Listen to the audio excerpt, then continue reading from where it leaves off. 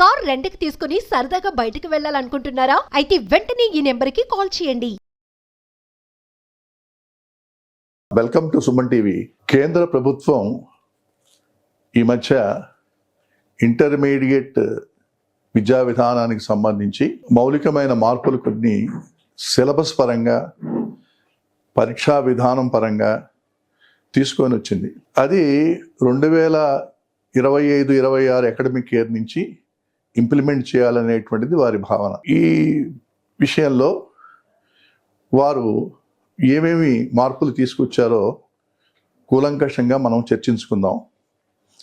ఇందులో ఒకటి, వారు ప్రధానంగా చెప్పింది ఏమిటంటే, వారు పంపించిన నోటిఫికేషన్లో ఉన్నది విద్యార్థుల యొక్క పరిధి, వారి తీవ్రత. పరిధి అంటే సబ్జెక్టుకు సంబంధించినటువంటి లిమిటేషన్, తీవ్రత అంటే ఇంటెన్సిటీ ఆఫ్ సబ్జెక్ట్.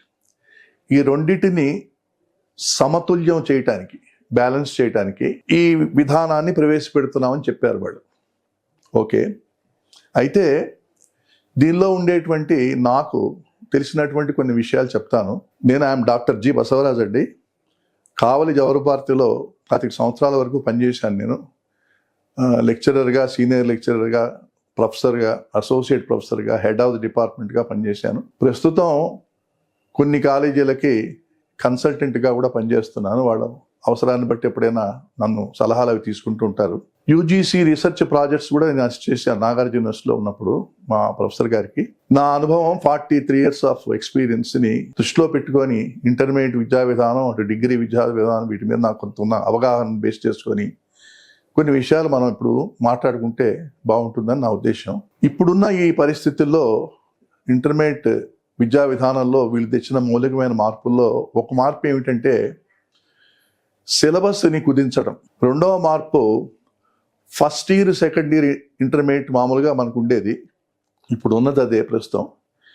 ఆ ఫస్ట్ ఇయర్ ఎగ్జామినేషన్ అంటే ప్రభుత్వం జరిపేటువంటి బోర్డ్ ఎగ్జామినేషన్ని తీసేసి సెకండ్ ఇయర్ మాత్రమే బోర్డ్ ఎగ్జామినేషన్ పెట్టేటట్టుగా వాళ్ళు దాన్ని సవరించారు. ఇక మూడవది మార్కులు. గతంలో intermediate first year, second year కలిపి 1000 మార్కులకు ఉండేది. అందులో 4 ప్రధాన సబ్జెక్ట్స్ సైన్స్ వాళ్ళకైతే, బైపీసీ కానీ ఎంపీసీ కానీ. ఎంపీసీ అయితే 3 సబ్జెక్ట్స్, బైపీసీ అయితే 4 సబ్జెక్ట్స్. కాకపోతే మ్యాథ్స్, ఏబీ ఉండేది వాళ్ళకి. బైపీసీ అయితే బాటనీ, జువాలజీ, ఫిజిక్స్, కెమిస్ట్రీ.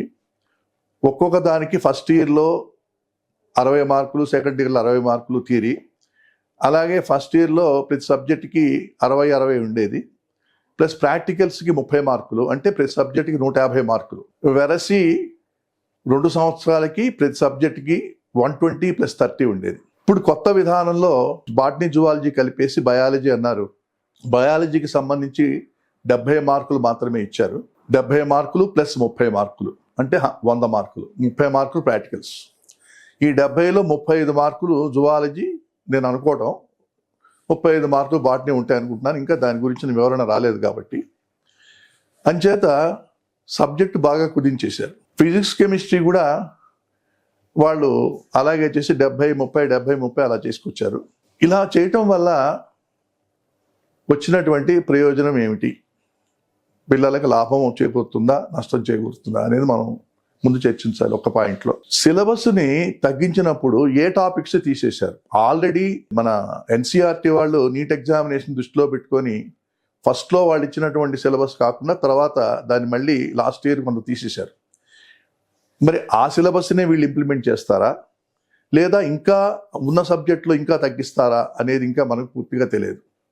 తగ్గిస్తే ఏ టాపిక్స్ తీసేస్తారు? ఎందుకంటే ఇందులో కొన్ని చాలా ఇంపార్టెంట్ టాపిక్స్ ఉన్నాయి. ఎలా అంటే, వీరు ఉదాహరణకి బైపీసీ పిల్లలే మీరు తీసుకున్నట్లయితే మెడిసిన్కి, అగ్రికల్చర్కి కోర్సులకి వెళ్తారు వాళ్ళు హయ్యర్ క్లాసెస్లో.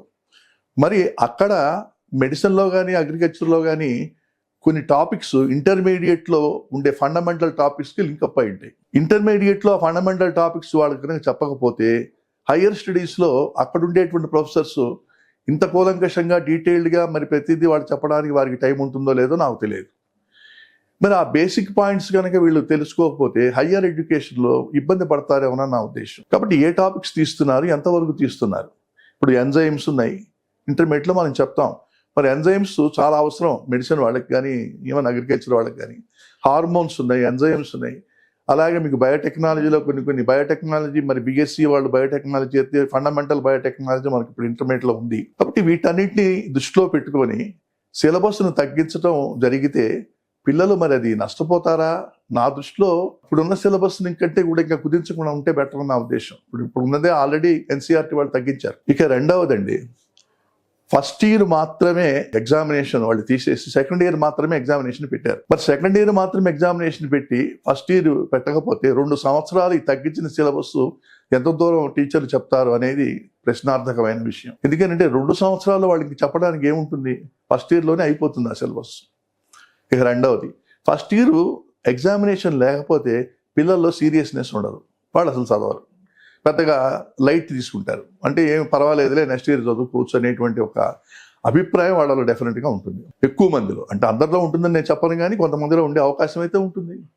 ఇక రెండవది, ఫస్ట్ ఇయర్ అంతా ఎగ్జామినేషన్స్ మనం కాలేజీలో పెట్టినా వాటిని సీరియస్గా రాస్తారనే నేనైతే అనుకోవట్లేదు. ముఖ్యంగా గవర్నమెంట్ కాలేజెస్లో రాయరా? మన పిల్లల మీద మన కంట్రోల్ ఉంటుందా, ఉండదా? వాళ్ళని మనం కూర్చోబెట్టి రాయించగలవా?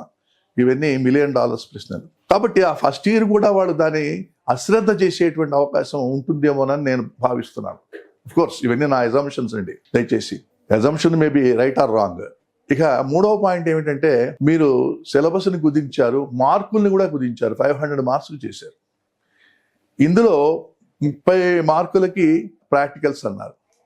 మరి ప్రాక్టికల్స్ గతంలో కూడా ఈ ప్రాక్టికల్స్ సంబంధించి ఎన్సీఆర్టీ సిలబస్ రాకముందు స్టేట్ సిలబస్సే ఉన్నప్పుడు ఎంసెట్ ర్యాంకింగ్ అలాట్ చేసేటప్పుడు, క్వాలిఫై చేసేటప్పుడు ఈ మార్కుల్ని, ప్రాక్టికల్ మార్కుల్ని వాళ్ళు తీసుకోకుండా గవర్నమెంట్ ఆఫ్ ఆంధ్రప్రదేశ్ థియరీ మార్కులు మాత్రమే తీసుకొని దానికి కొంత వెయిటేజ్ ఇచ్చి ర్యాంకింగ్ అనౌన్స్ చేసేవాళ్ళు. అది ప్లస్ ఎంసెట్ ఎగ్జామినేషన్ 2 కలిపి. మరి దానికి కారణం వారికే తెలియాలి. ఎందుకంటే ఇంటర్మీడియట్లో ప్రాక్టికల్స్ అంత సజావుగా జరగటం లేదనో, లేకపోతే అనుకున్నంత పద్ధతిలో పిల్లలు దాన్ని కోపప్ కావట్లేదనో, మరి అర్థాలు ఏమిటో డిఫరెంట్గా ఉండవచ్చు.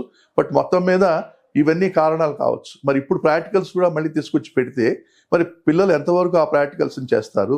30 మార్కులు మరి ప్రాక్టికల్స్ ఉన్నప్పుడు ఆ ప్రాక్టికల్స్ కంటిన్యూస్గా చేయిస్తారా, లేకపోతే 1 నెలలో పూర్తి చేస్తారా? ఇవన్నీ ఇంకొక ప్రశ్నార్థకమైన విషయం.